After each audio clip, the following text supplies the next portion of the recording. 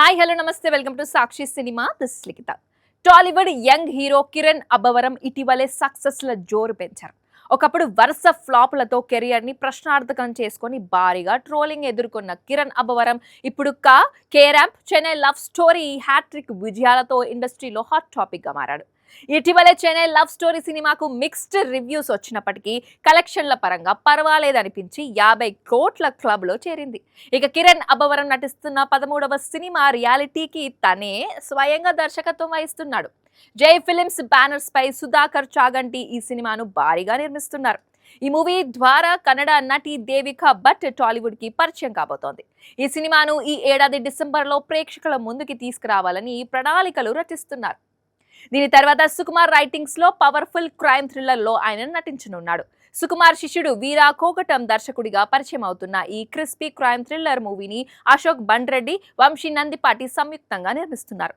వినూత్నమైన కథాంశంతో తెరకెక్కుతున్న ఈ ప్రాజెక్ట్ పైన ఇండస్ట్రీలో మంచి అంచనాలున్నాయి.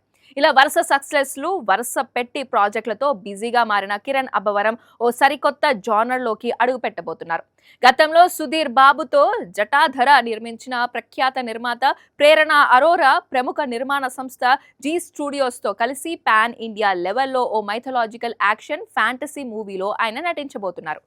ఈ సినిమాకు ఇంద్రపుత్ర అనే పవర్ఫుల్ టైటిల్ ను ఖరారు చేస్తూ సోమవారం ప్రత్యేక పోస్టర్ ద్వారా కిరణ్ అబ్బవరం అధికారిక ప్రకటన చేశారు. శ్రీకాంత్ పుప్పల దర్శకత్వంలో రాబోతున్న ఈ మైథలాజికల్ సినిమా ధర్మం, అధర్మంల మధ్య జరిగే ఉత్కంఠభరితమైన పోరాటం ఆధారంగా సాగనుంది. దీన్ని ఓ సినిమాటిక్ యూనివర్స్ గా రూపొందించి ఫస్ట్ చాప్టర్ గా ఇంద్రపుత్ర అనే సినిమాను తెరకెక్కించనున్నారని టాక్.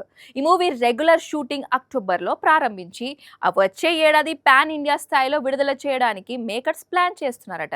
ఈ ఏడాది ఇప్పటికే 2 సినిమాలతో అలరించిన కిరణ్ అబ్బవరం డిసెంబర్ లో మరోసారి బాక్స్ ఆఫీస్ వద్ద సందడి చేయనున్నాడు.